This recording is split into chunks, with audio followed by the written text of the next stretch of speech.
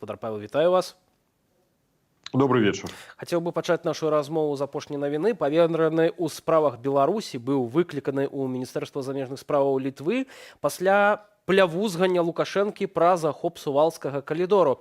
Ці гэта значыць, што ў Вільні сур'ёзна паставіліся да інфармацыю, якую агучылі вы, а таксама Валерый Сахайчык? Ну, па-першае, калі мы агучвалі эту інфармацыю, ці я магу казаць толькі за сабе, таксама мы перадаем тыя інфармацыйныя матэрыялы, якія трапляюць да нас, звесткі таксама і нашым партнёрам. Это важна зразумець. Другое, калі мы каментуем гэтую сітуацыю, я хацеў бы прапанаваць вельмі уважліва паглядзець маё інтэрв'ю тэлеканалу ТВ6, незалежнаму тэлеканалу, дзе я вельмі дакладна апісваю магчымыя сцэнары. Я згодны з гаспадаром Карбалевічам, што сёння нерэалістычны сцэнар нападу на Літву з выкарыстаннем выключна ўзброеных сілаў Рэспублікі Беларусь. Ці ён рэалістычны заўтра? Лічу так. Ці гэта адбудзецца? Дай Божа, не. Дзеля таго, каб гэта не адбылася, важна, каб суседзі Беларусі узмацнілі сваю абаронную здольнасць. Значыцца, важна, каб была фактычна выбудаваная сістэма абароны мінная, каб там знаходзіліся адпаведныя рэзервы вайсковыя, якія проста не дазволяць у нейкім часе, у нейкай перспектыве, мы не ведаем, гэта год, два, тры, каб гэта ажыццявілася. Лічу таксама, і згодны тут з гаспадаром Карбалевічам, што гэта рэальна толькі ў сітуацыі, калі будуць знаходзіцца расійскія войскі на тэрыторыі Беларусі, значная групоўка. Гэта таксама рэальна тады, калі Расія будзе несці паразу ў вайне ў Украіне. Ім трэба будзе растлумачыць, чаму яны панеслі паразу, таму што яны ваююць супраць усяго Захаду. Гэта можа быць рэальна, калі будзе ўведзена блакада Калінінграда, і калі мы ўбачым у публічным полі, што рускія пачынаюць казаць, што Калінінград заблакаваны, і дзеля таго, каб яго разблакаваць, і можа быць ажыццёўлена гэтая ваенная аперацыя. Дакладна, я думаю, што тут у мяне няма ніякіх сумневаў, што такі план існуе. Ён існуе у вайсковых на розныя сцэнары развіцця падзею. І план магчымай агрэсіі ў бок Калінінграда праз тэрыторыю Літвы, напэўна, існуе. Пытанне толькі, што ён на паперы. Ці будзе ён рэалізаваны? Не факт. Ці магчыма, што ён будзе рэалізаваны? Так, бо ён напісаны, ён ужо напісаны. Якім чынам? Чынам гэта сілы спецыяльных аперацый Рэспублікі Беларусь, таксама ўзброеныя сілы Расійскай Федэрацыі уваходзяць у бок Вільні, выстаўляюцца іскандеры з тактычнай ядзернай зброяй як парасолька прыкрыцця. І уявіце сабе сітуацыю, што НАТО будзе, выкарыстоўваючы канвенцыйную зброю, артылерыю, бомбіць тэрыторыю каля Вільні ці саму Вільню, альбо Рыгу. Я не хацеў бы тут казаць пра нейкі канкрэтны горад. Уявіць сабе гэта складана. Таму з пункту гледжання стратэгічнага гэта, на жаль, тот сцэнар, які ставіць у вельмі складаную сітуацыю НАТО. Таму нам, здаецца, вельмі важна перадаваць гэту інфармацыю дзеля таго, каб краіны НАТО забяспечылі бяспеку Літвы і Латвіі у тым ліку, каб гэты сцэнар ніколі не стаў рэчаіснасцю. Яшчэ адна звестка. Даслоўна некалькі дзён таму назад гэта інфармацыя аб магчымым сцэнары была пацверджана адной з заходняй крыніцай. Так што я ў кантэксце, я магу казаць пра сябе, абапіраюся на некалькі крыніцаў, якія паступілі нам. Конечно, раней лічылася, што выведка працуе па прынцыпу 3 крыніц. Калі 3 крыніцы пацвярджаюць, значыцца гэты сцэнар магчымы.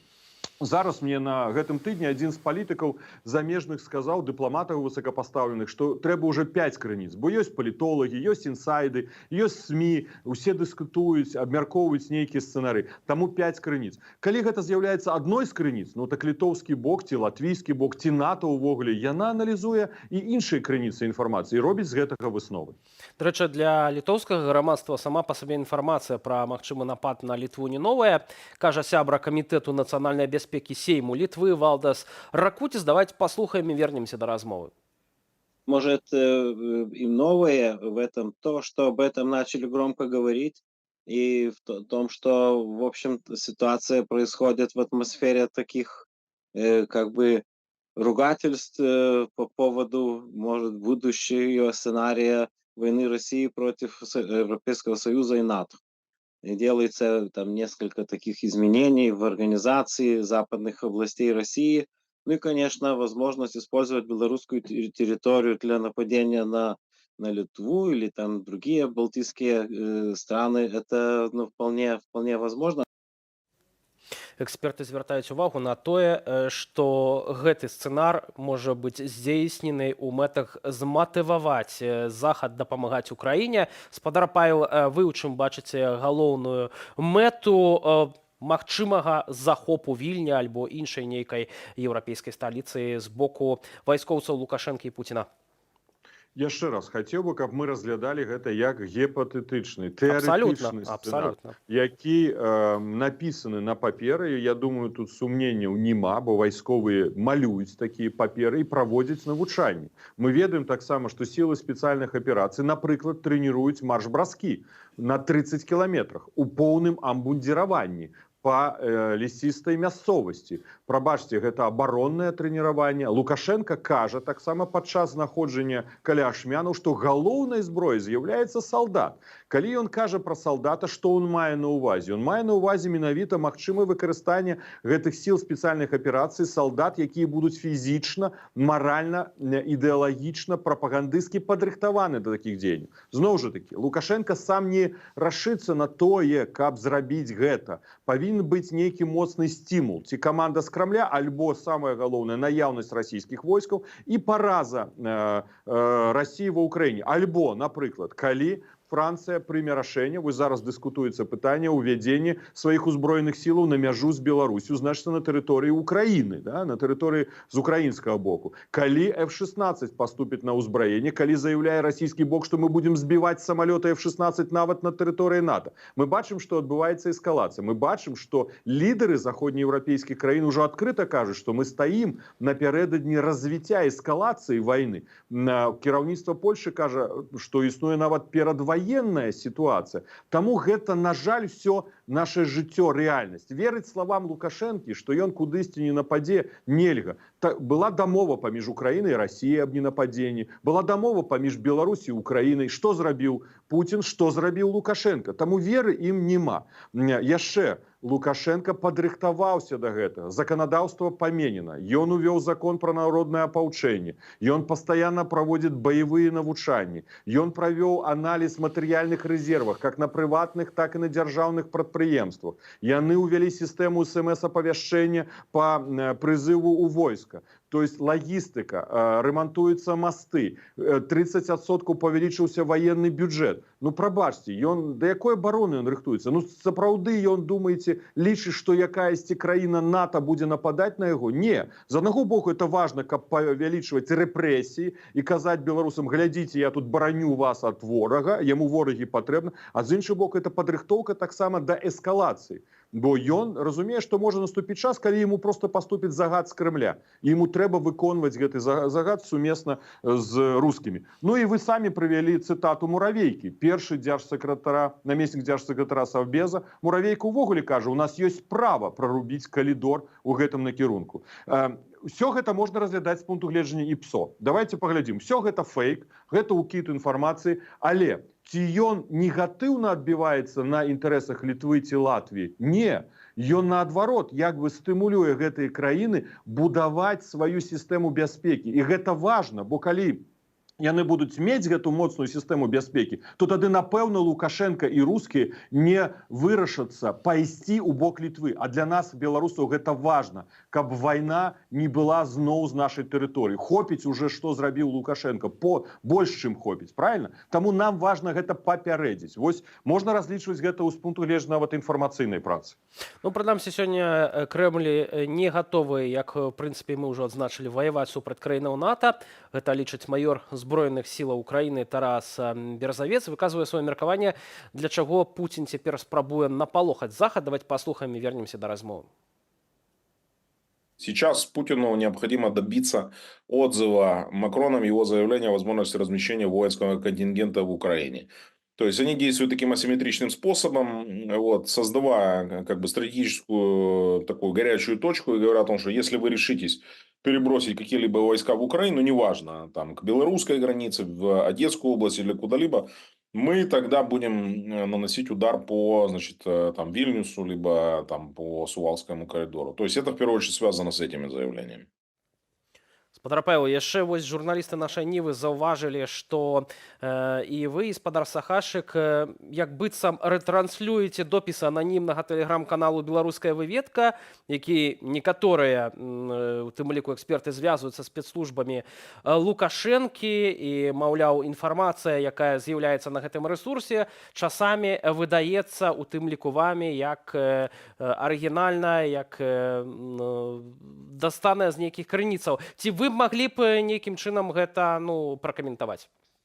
По-першае, я ніколі не чуў, што гэты канал звязаны з нейкімі спецслужбамі. Вы першы раз мне агучваеце гэту інфармацыю. По-другое, калі бы журналісты Нівы уважліва глядзелі за маімі каментарамі, то яны пабачылі, што гэту інфармацыю, пра якую я агучыў у кантэксце магчымага ўваходжання на тэрыторыю Літвы, і я яшчэ раз прашу паглядзець ТВ6, яна была агучана раней, чым была апублікавана на тэлеграм-канале «Выведка». Гэта першае. Другое, я спасылаюсь таксама на адну яшчэ дадатковую заходнюю крыніцу. Мы бачым таксама заявы літоўскага боку. Ну, прабачце, тады усе карыстаюцца тэлеграм-каналам «Выведка», і літоўцы, і мы, і даюць інфармацыю з тэлеканала, які нібы кімсьці кантралюецца. Тэлеграм-каналы, які нібы кімсьці кантралюецца. Так што у меня тут адназначны адказ. Гэта інфармацыя паступіла значна раней і была перададзена з адпаведнымі каналамі партнёрам, у тым ліку у Літве, раней.